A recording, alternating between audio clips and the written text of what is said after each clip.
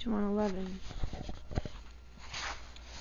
Something tender and sad in her face for them, and she went up and kissed each one on the forehead.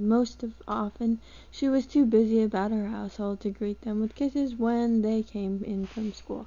"What is it, Mother?" asked Caddie, sensing something wrong. "It's a letter from Uncle Edmund, Caddie," replied her mother slowly. "I must tell you children that I was wrong to let Edmund take Nero.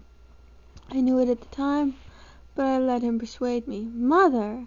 "Uncle Edmund says that Nero was lost, that he was very unhappy in the city, and that he has run away."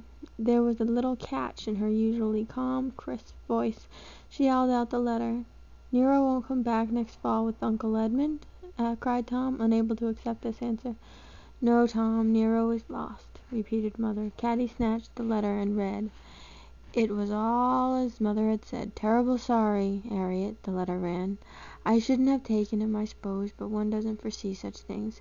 He was unhappy here in the city. Missed the sheepdog and the children probably. I kept him tied, but one day he got away and was gone like a streak. I assure you that I have done everything in my power to find him. It is several weeks now since he left, and I have not only now given up hope of finding him. I write all this with the greatest regret, for I know how fond you all were of Nero. When I come in the fall, I shall try to bring a puppy with me to take his place." "A puppy!" cried Caddie, flinging the letter down and setting her muddy foot upon it. "A puppy! Any old puppy! To take the place of Nero!" She burst into tears and rushed upstairs to throw herself onto her bed and bury her in her pillow, where her sobs could not be heard by the others. All the loneliness she had felt for Nero since he had gone away overwhelmed her now in a great flood. Nero, whose eyes full of sympathy, whose wagging tail and warm tongue had always sustained her in her moments of unhappiness and doubt, Nero was gone, and now she would never see him again. Worst of all, Nero had been lonely for her. He had been unhappy and frightened in the city. The thought of that hurt Caddie more than her own loneliness. Mrs. Woodlawn came up and sat on the foot of her bed. "I am sure, Caddie," she said softly, "that he will find a good home. Anybody would like Nero, and he would soon find his way to a farm where there were sheep and children." But Caddie was inconsolable. When they came up again to fetch Caddie down to supper, she was sound asleep, worn out with crying. Mother thought it best to let her sleep as long as she would. It was only when Hetty and Minnie came to bed that Caddie roused herself. She felt stiff and cold and a little dazed, but she was extremely hungry. She went downstairs and stood by the dining-room fire, warming her back and rubbing her hands together. On a corner of the table nearest the fire, Mother had spread a napkin over the red and white checked homespun cloth. A place for one was neatly laid, and there was a bowl of warm milk, a plate of bread, a nicely polished shred of apple, and a plate of cold meat. It was not turkey.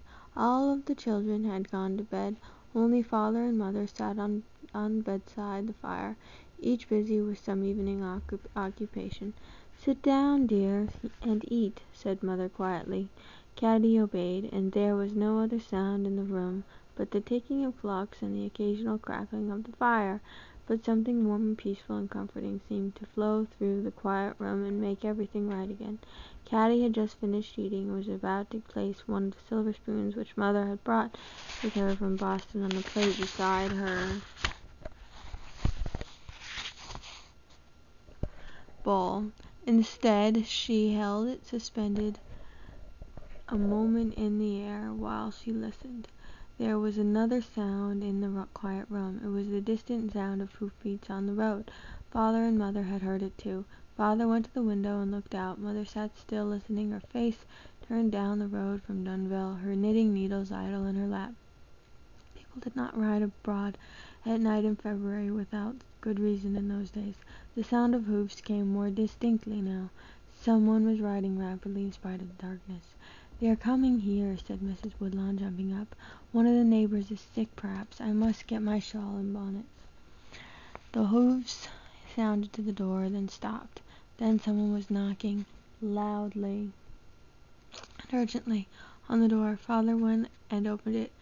A cold wind blew, and Caddie could see the pale face of a man beyond Father's shoulder. She brought the lamp to light them. The man was Melvin Kent, from the other side of Dunville. "I don't want to alarm you, Mr. Woodlawn," he said, "but there's a serious rumor going round. The Indians—" "Just a moment, Kent," said Father. He stepped outside and closed the door behind him. That's the end of page 115. We'll start on 116 next